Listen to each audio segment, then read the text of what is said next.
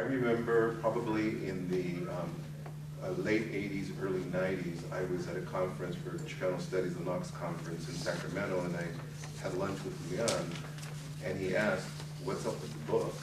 And when your mentor asks that question, you get a little scared.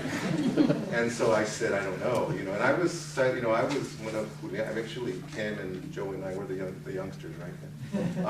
I was one of his last students, so I was the kid, I was the little guy. And I didn't have the big cohort that came in the 70s. I was, and so they, who is this guy? Shut him up, and we don't know what he's talking about.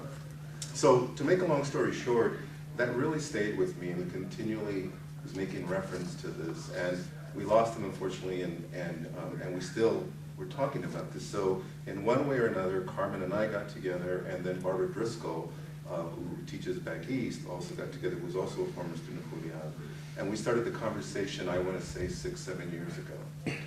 And I guess in relationship to what the theme of our session is about, the challenge for me, and as I look at it as someone who teaches ethnic studies and is trained in sociology but does a lot of stuff with race, is how do we get to these issues of truth which get caught up in these conversations because there are always different perspectives, especially with regards to narratives. And ours was complicated because we had personal stories, because Carmen had the personal stories, I had personal stories as a student, and Barbara had that personal story.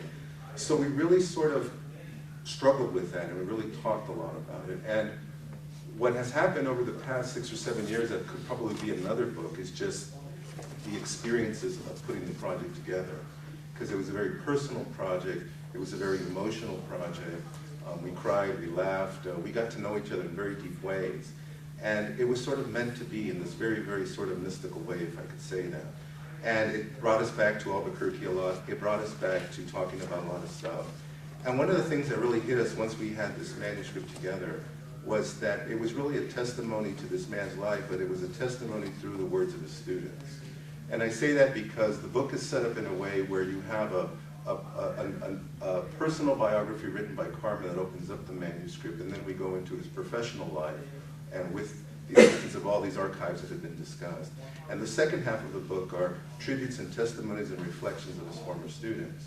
And so when you read those, it's just so amazing to look at the numerous perspectives on that.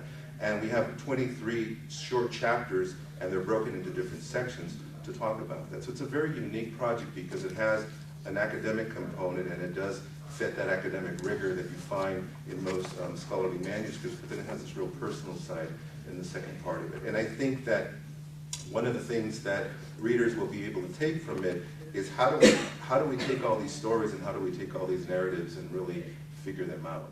And Joe and I were just talking earlier, we haven't seen each other in a few years, where in Chicago they have a bus service called United Limo, and we thought it was a limousine service. So we were thinking, like, how are we going to pay for a limousine? And we were going to this, this exclusive Catholic university. It was just funny to reflect on that because it was actually a bus company, but we didn't. That's how green we were in terms of understanding this.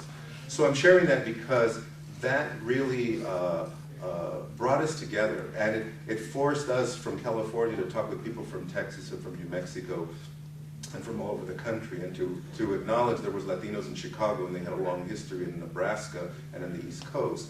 And that was a very magical time, and that's why we entitled the book Moving Beyond Borders, because it was about taking us out of these comfortable zones and forcing us to really talk about these issues. And one of the key things that we argue in the book is that the reason we make reference to the establishment of Latino studies is because Julian was the first person to really give Mexican Americans a national conversation.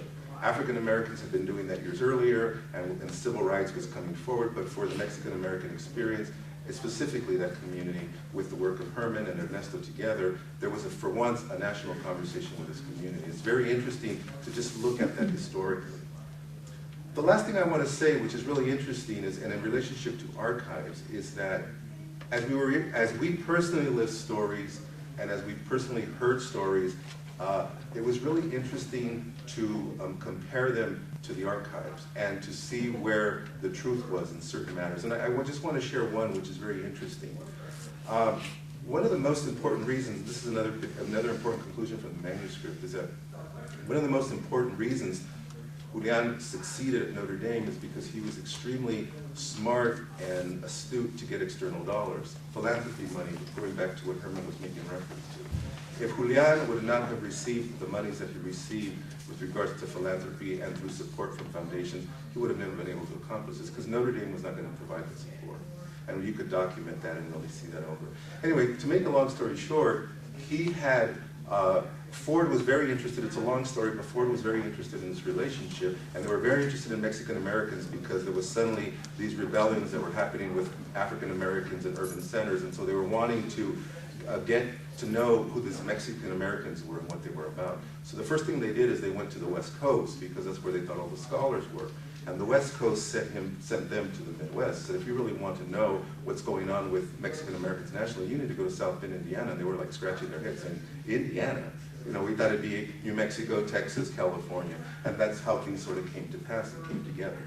Well, then going on with this, and the reason we discovered this is because myself and a few others, we spent time at the Ford Foundation, and were able to look at a lot of the documents.